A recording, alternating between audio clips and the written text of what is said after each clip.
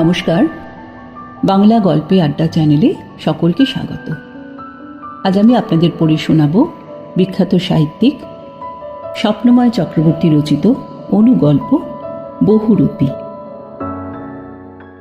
ও অনেক কিছু সাজে, পেছনে লেজ লাগিয়ে হনুমান, বড় বড় দাঁত লাগিয়ে রাক্ষস, নাকে সুর ঝুলিয়ে গণেশ, মাথার শিং লাগিয়ে মোষ, গলায় পাটের গুছি লাগিয়ে সিংহ, গায়ে হলুদ কালো ডোরাকাটা জামা পরে মুখে বাঘের মুখোশ লাগিয়ে বাঘ।